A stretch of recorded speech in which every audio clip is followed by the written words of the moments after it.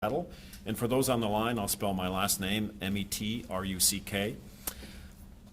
I'm speaking first this morning because I want to ensure everyone that we're working here at the Port of Seattle every day to do everything we can to protect the safety, health, and well-being of our public and the employees. And that's what you're going to hear about today.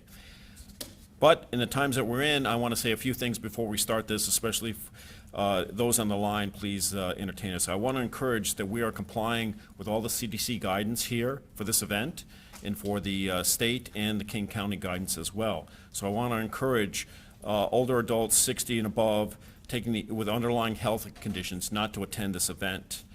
I want you to, and the advice is to stay at home.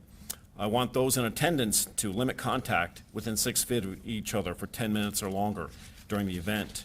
And the event is organized in such a way so that we aren't coming in contact. The employees that are here today have been screened for the coronavirus symptoms and will be every day, and they're excluded from this event if they're symptomatic. For those in attendance, we're actually monitoring to see if people have a fever, cough, and shortness of breath, and will be asked to leave if that happens. Obviously, hand sanitation stations are available to do this. And we actually ask everyone to participate in the CDC recommendations for hygiene. You should also know that for your safety that we've made sure that everything has been disinfected in the room as we continue on with the event. Now I know those are just things that people take for granted, but I want to let you know we don't take anything for granted here at the Port of Seattle. And with that, I'm going to introduce Lance Lyttle, the Managing Director of our airport operations here at Sea-Tac International Airport. Lance. Thank you very much, Steve. My name is Lance Lyttle, Lyttle. I'm the Managing Director of Seattle-Tacoma International Airport. As many of you know, we're the 8th busiest airport in North America. This region depends on us, and we take our responsibility very seriously to operate a safe and efficient facility. Today, myself and our Port of Seattle Commission President, Peter Steinbrueck, will walk you through some of the actions happening here at the airport to maintain our essential function and protect the health, safety, and well-being of the community. I'm going to ask Commissioner Steinbrueck to say a few more words, and then I'll come back and provide some additional comments.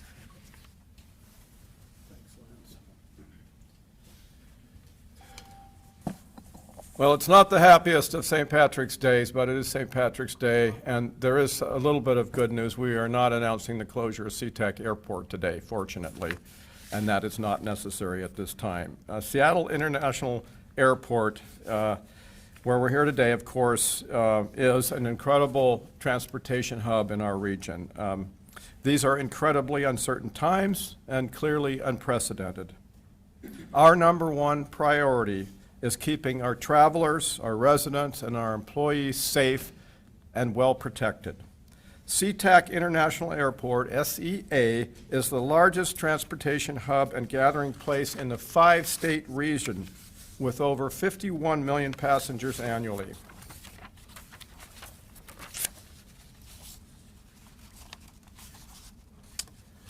On behalf of the Seattle Port Commission, I want to thank our incredible leaders, Airport Director Lance Lyttle, and for his leadership, as well as our Executive Director, Steve Metruck. We couldn't have better people at the helm today managing this crisis.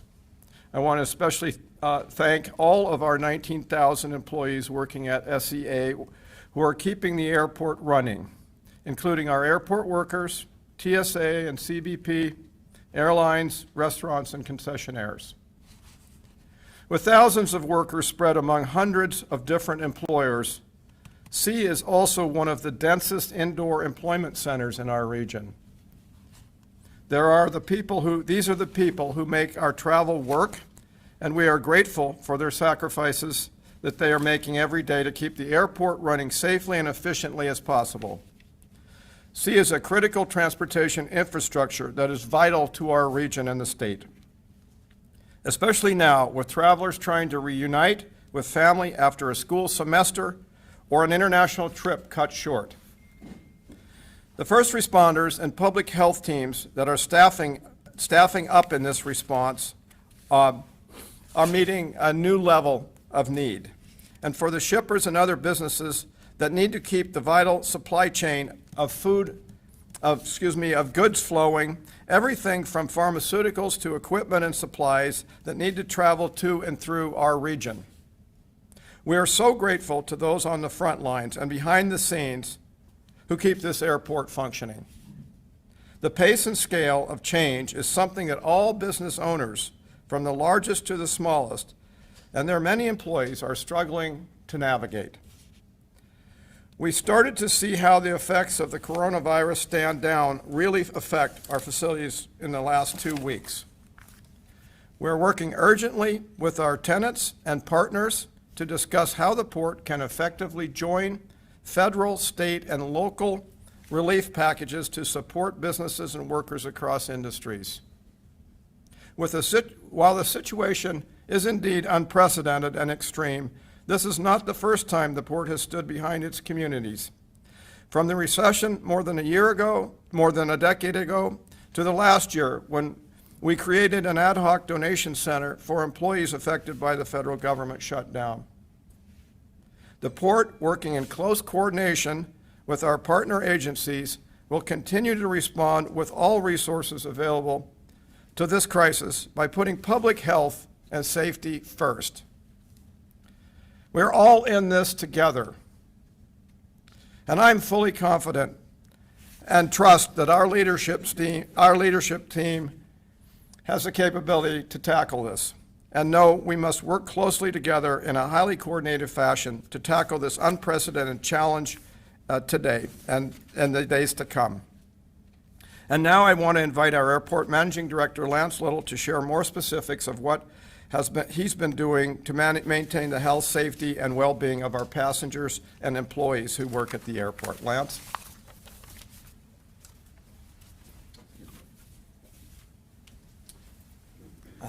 Thank you, Commissioner. I'm going to start with the steps that have been taken by the airport. We've made many operational adjustments here in response to the changing public health landscape. The Governor and King County issued a health order limiting the number of people at events and mandated social distancing. Transportation systems are not included in the limit for the number of people. However, the Governor asks those transportation systems to increase their vigilance as they have been to maintain frequent cleaning of their facilities. 2 weeks ago, we shared new protocol underway at the airport to disinfect high-touch areas in the airport and on our buses. We increased our public health information throughout the airport and took coronavirus handouts to our tenants' work locations. So far, we've installed more than 140 sanitizer stations, and we have more than 100 to go. And our tech team added hand sanitizer stations to our airport app interactive map. So you can go on our app and it will actually tell you or show you where the locations of the hand sanitizers are. Official guidance is changing the way our tenants operate too. People are traveling less. Last year at this time, we typically would see approximately 50,000 people coming through our checkpoints. Now we're seeing 16,000 to 17,000 passengers coming through our checkpoints. Right now, there are destinations you cannot reach from the airport right now: Beijing, Shanghai, Amsterdam, and Paris. Officials have also directed bars, restaurants, and shops to close for 2 weeks or go to take-out mode only. Here at the airport, we really pride ourselves on our bars, restaurants, and shops. We worked very hard to help 20 of them open last year. It breaks our heart to see anything closed, but approximately 10 shops and restaurants have suspended operations at SEA right now. Dozens more shops and restaurants will stay open, some with reduced hours, to serve passengers through this time. The USO has temporarily closed their operations as well. And we have temporarily suspended our music program. Now, passengers are also experiencing changes. In response to the spread of the virus, the Trump administration expanded travel restrictions, which includes suspended entry of foreign nationals who have been to China, Iran, the UK, Ireland, and 26 European countries for the last 14 days. Directing Americans returning from China, Iran, the UK, Ireland, or 26 European countries to one of the 13 airports, including our airport, and directing to voluntary self-quarantine under CDC best practices. Screening of Americans returning from South Korea before they travel to the United States. Now, the port is not a border control agency. Screening and arrival passengers come from the Department of Homeland Security and the Center for Disease Control and Prevention. Every day, our federal partners, our tenants, our passengers, and the port have faced new circumstances and adapted to meet our mission. You can help us by taking some important steps if you have to travel. First, stay home if you're sick. Only travel if you need to. If you're traveling, be very conscientious about what you touch. Don't put your boarding pass in your mouth and then hand that ticket to an agent. TSA will now let you carry up to 12-ounce size hand sanitizers. Please take advantage of that. Now, these small individual steps will benefit our entire community. Finally, I want to say something about our airline partners who could not be with us today. They're deeply engaged in our shared response. I'm incredibly grateful for their hard work and the compassion they have shown to our community. Now, this is going to be a very difficult period for everyone involved in aviation, travel, and trade. But we will get through this together. We will now take any questions that you may have. We've got a microphone here for those up front. Why don't we go ahead and start with a couple of questions here up front, and then microphone will be able, the folks on the line will be able to hear those as well too. So we'll just kind of go one by one here, folks.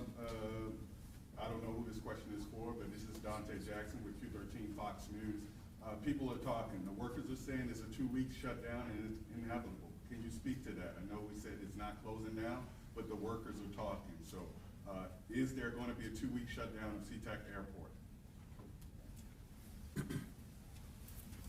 I can't imagine a situation in which the airport itself would shut down. In fact, even though we have seen a significant decline in passenger traffic, we've actually seen, and domestic freight travel or cargo coming to the airport, we've actually seen an increase in domestic cargo because a lot of people, I think, are at home and they're ordering stuff online and e-commerce is increasing. So I don't foresee a situation in which the airport itself would close. For passengers? For passengers or for cargo. Lance, we're looking at airlines that are in real trouble. They are asking for federal help. Boeing is now asking for federal help. I think the Port of Seattle has some money in the bank on this. But when you talk about going from the 8th busiest airport in the country just a few weeks ago to what we're having now, I mean, is this basically sort of a collapse of the industry? So the industry's... From Glenn Farley at King 5 News. Thank you. Thanks, Glenn. So the industry is facing a major challenge. As you've seen, the airlines have put together a package. They're asking for help. The airport is also asking for help as well. So we're working closely with ACI, Airport Council International, as well as AAAE, the American Association of Airport Executives. We have also put together a package that we're going to be presenting to the administration. We're going to be asking for $10 billion as an airport industry because we're feeling the pinch as well because of the decline in passengers that are coming through the airport. So there's an airport package and there's an airline package. Our understanding, though, is that our ask is that the administration has to help the industry as a whole. You can't help the airline at the benefit of disbenefit of one or the other. We have to help the industry as a whole. And that's $10 billion for airports. For airports nationwide, yes, yes. Great, thanks. Thank you. Let's jump in and ask for questions online or on the phone. Anyone want to ask a question on the phone? Sandra McIntosh. Lance, to follow up to what you just said, are the airports, are you experiencing any failures of tenants at the airport so far? Yes, so there are several of the, as I mentioned earlier in my speaking points, there are several restaurants that have closed already. I think we have up to 10 that have closed already, and that may change tomorrow depending on the decline in the number of passengers coming through the airport. Andrew, we just published a blog post on the Port's newsroom that has a list of what those are, if you wanted to reference it, by the way. Matt Markovich. The calls kind of coming in and out, so. Can I ask a question? Go ahead. Go ahead online. The Yeah, I'm online or on the phone. There's estimates of just the, the major corporations, Amazon, Microsoft, spend like $600 million a year on air travel.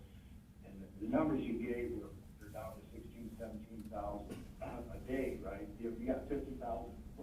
Give me those figures again, just make sure I got the time frame. But my question is, how much, or can you tell how much of the impact is from like regular passenger traffic versus business travel? So it's a combination, especially at this time during spring break, we'd have seen a lot of leisure traffic coming through the airport. And let me just clarify, we'd have seen north of 50,000 passengers coming through the checkpoint. That's just through the checkpoint. Now we're seeing about 16, 17,000 coming through the checkpoint. That does not include the connecting passengers that would be coming through. Normally, it would probably have over 140, 150,000 passengers in the airport as a whole. The numbers I gave previously was just coming through the checkpoint, meaning it would be people who were originating here in this region. Right. And what That's usually about half of the total. the last 3 weeks, or is there a time frame? In the last. I'm sorry, could you repeat the question? The time frame on that figure, like, you said that it's gone from 50,000. Oh, that's a daily figure. That would be the number of people coming through the checkpoint each day. Yes. We've seen that for this month. Question in Yes. the room from Como?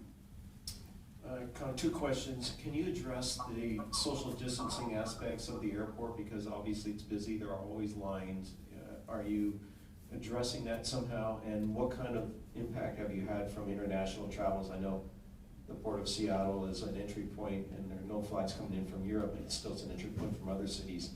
And if there are other countries like Iran that are coming through Mexico, private passengers, how is that being addressed? So we are one of the, what's now being called the F-13. So we're one of the 13 funneling airports. So passengers coming from the countries that have that the administration have restricted travel, they're coming through this airport. In terms of social distancing, I guess the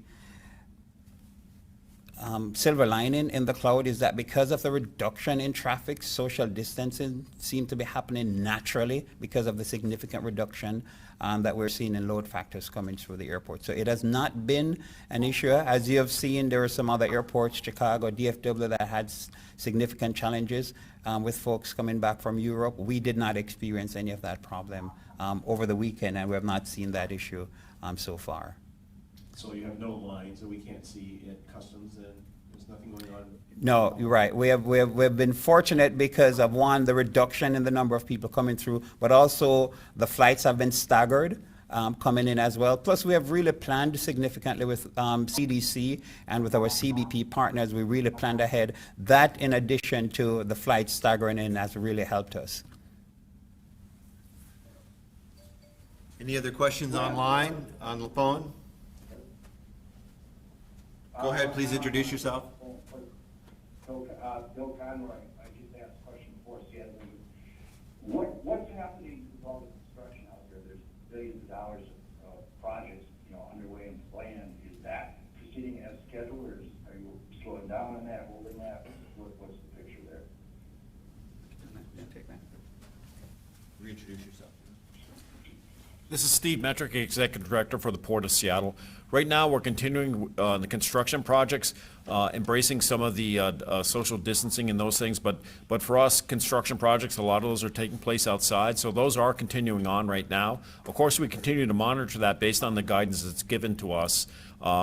I will say that we did have one project where there was an individual who was diagnosed with that, and that project has been shut down. We'll be stopped for 2 weeks, and then we'll start up again. So we're continuing on those projects because that's an important part, both for the economy and then for the progress that we have here at all our projects across at the airport and across all the ports all the projects at the port.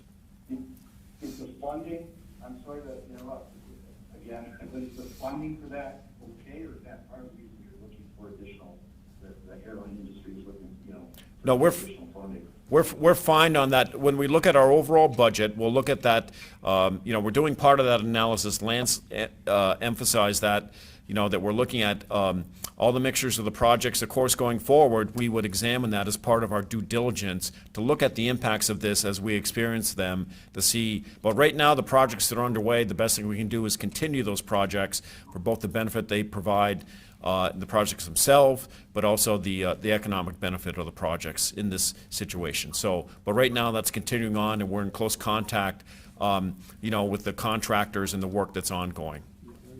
Sure. Peter Steinbrueck, President of the Seattle Port Commission. I just wanted to add to that.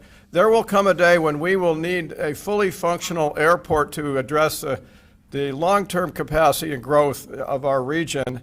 And we can't simply stop everything at this time. We have to continue to move forward to the extent that we can protect workers and employees. We're going to need the airport facilities that are being modernized here. We're going to need them in the future, and so we need to keep that work underway. On that point, Hang on, so Andrew, go ahead on the line, Andrew. McIntosh again, could you tell me what project was shut down? Do you want to reference that? It's one of the central terminal projects. Thanks, Lance. let me pick up Carolyn, I have a question. on your point about where we go in the future. This is Glenn Farley again with King TV. There will be an end when this happens, but the question becomes, will this industry be altered for years because of it? I mean, we're now seeing people working from home, we're seeing more people doing conference calls, which may mean there's less travel in the future potentially. Have you examined that as part of your forward-looking, or have you even had time to look at it? Yeah, we have looked at this extensively, Glenn, and if you look at the historically, 9/11, SARS, MERS, if you look at all the recessions that we have had where the aviation industry and the economy in general go on a downturn, and then right back after it picks up. But if you look at the trend is that the growth continues. It continues. And one of the concerns that we have, as Commissioner Steinbrueck alluded to, is we hold back on a lot of projects, and by the time the economy picks back up, we are behind the curve and we don't have the facilities that we need to keep pace with the growth.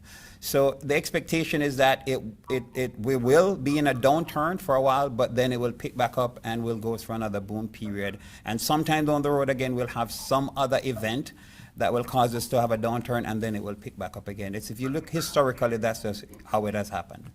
We'll go to Carolina Adolph on the line next. Oh, thank you. Yes, the question is for Lance Lyttle. How are your workers doing? I mean, they've been, on the front lines every day in a situation that becomes more complex by the day. What is telling you about how they're feeling? Well, I must just say thanks to all of our frontline workers. I try to get out there with them pretty much every day. They are the unsung heroes, or some of the unsung heroes in this situation. They take their job very seriously.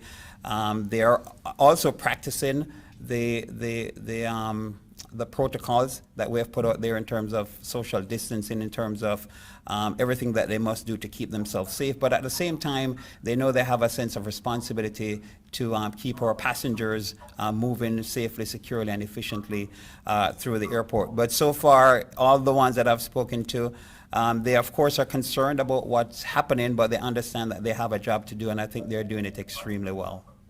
Sir, is the protocols Has in place anybody the new turned up normal? ill and had it been hang on. COVID? I'm sorry, could you repeat the question? I'm wondering about the latest. Has anyone yet, apart from this worker on the project, has anyone tested positive for COVID and become ill? This is Steve Metrick, Executive Director for the Port. Overall at the Port, we have one individual who's been diagnosed with the COVID-19. That person is not working here at the airport in an off-site building, and that person, surrounding that person is now on self-quarantine. And quarantine, and then we're also taking the measures that are appropriate to notify the workers surrounding that. But that was not here at the building, not here at Sea-Tac. Where was it? It was in a building that we have called the Stock Building, which is nearby here. A question from Q13? Yes, is this the new normal, the protocols that's in place? I mean, signs, the social distancing, I understand we might not be able to do that, but are the sanitation stations, the disinfecting of the planes, is this the normal? Will this continue after this period of time?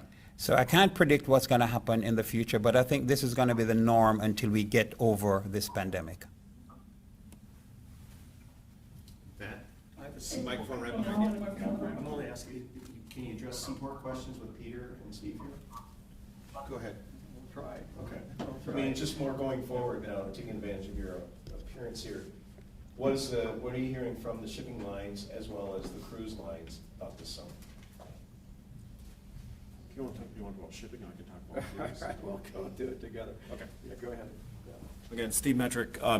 We are looking at, as you know, we've taken a pause, and cruise lines around the world are taking a pause to do that. So we're looking at those conversations with among ourselves, looking at what steps are necessary as we go forward on impacting the cruise season and when to start that cruise season up in light of all the actions that are taking place here. So those conversations are taking place right now as we speak, because that's, as you know, that's off till in April right now, but we have to look at those and make those decisions now, and that's what we're doing right now. So we're definitely looking at, as we've already delayed the cruise season, and we're looking at that in face of what we're looking at now in the community. So that's being undertaken right now. But we know that that's a valuable industry for us here, the cruise industry, but in light of this, we have to take those under consideration, and again, keeping the safety, public health, and well-being of the public and all the travelers into account.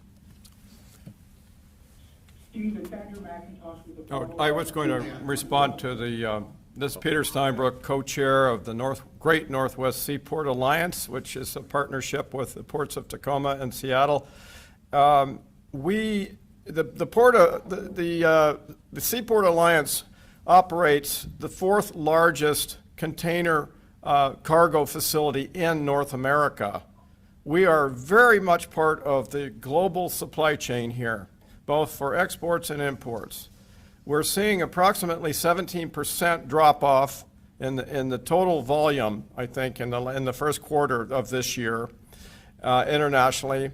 We're seeing what's called blank ships, which are ships that are scheduled but are not occurring. I think there's some 37 of them so far. We also have to keep in mind that the export trade is critical to the state of Washington's economy, to our farmers in eastern Washington. We're a major exporter of agricultural products. If we don't have the containers to put those products in, because they're not coming here, we can't get the produce out. So we've got some challenges ahead, no question, when it comes to the shipping front in the months ahead. And nobody can really predict, but right now we're definitely feeling very significant impacts. We're recalibrating in terms of the overall potential impacts financially. And there's the whole supply chain, I would add. The shippers, the operators, the longshore workers who are on furloughs, and truckers. So all of those employment impacts are going to be felt here as well. And we'll just have to keep working toward light at the end of the tunnel. We'll go to Andrew on the line and then Graham in the room. Yes, quickly, Stephen, are port officials lobbying Washington at this point for amendments to the Jones Act so that the cruise ships, if and when they resume, can operate without stopping in Canada up to Alaska? Yeah, regarding both the Jones Act and the Passenger Vessel Act, we are not supportive, especially in a health emergency that we're facing, for waivers of either of those acts. Steve, knowing the cruise industry as you do, what do you think it will take to recover? How long might that recovery be? And do you think we could be looking at no cruise season at all this year?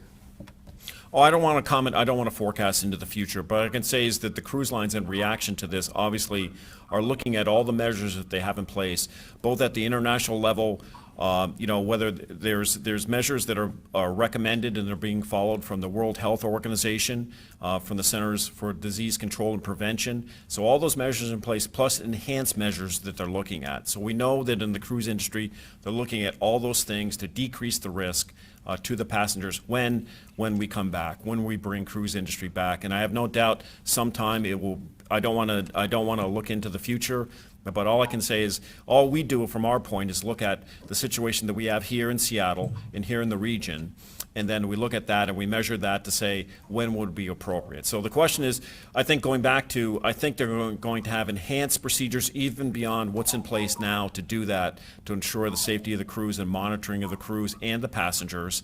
So that's, I think, when they come back, it will be with enhanced measures to protect the safety and health of the passengers and the cruise and the public in general. Last couple questions. Any final questions from the phone? Yeah, Crystal Paul here with Seattle Times. Go ahead. Lance, you said earlier that social distancing was happening sort of naturally because of the decrease in passengers coming through. However, we've gotten some reports that there's not a lot of screening. The screening process at customs is pretty fast, and that seems to be what's causing a lot of the crowding at other airports. I'm wondering if the airport has any plans in place for crowd control and social distancing should those screening procedures amp up.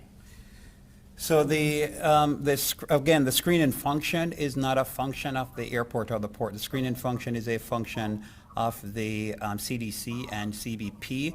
However, I think some of the cases that we have seen or we have heard in which passengers said they were not adequately screened coming in over the weekend, for example, they were coming in from Europe and from Ireland, and those two countries over the weekend were not part of the restriction until Monday at midnight. So they didn't get any additional screening as a result, and I think that we heard questions coming from that.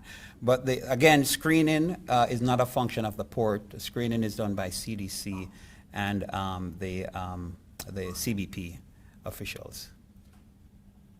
Right, but crowd control and social distancing in the customs area, is that under? Yes, so that we can assist with, and one of the things that we have looked at is actually working with CDC and CBP to actually hold people on the airplane itself and meter the people coming off into the FIS, or Federal Inspection Services, which is the Customs and Border Protection area. So we can actually help to meter people coming off the plane so we can maintain that social distancing. Thank you. Anybody else Great. here? I think that's it. Shannon? Thank you. Thanks again, everybody, for your attendance. And then just an FYI for those on hand for photos. If you guys need to go to get some shots from inside the terminal, happy to escort you there for that as well, too. So again, thanks for folks on the phone. Appreciate your time. And if you have any questions, feel free to reach back out to us with External Relations, Perry Cooper, and our standard numbers that you all have. Thanks again, everybody.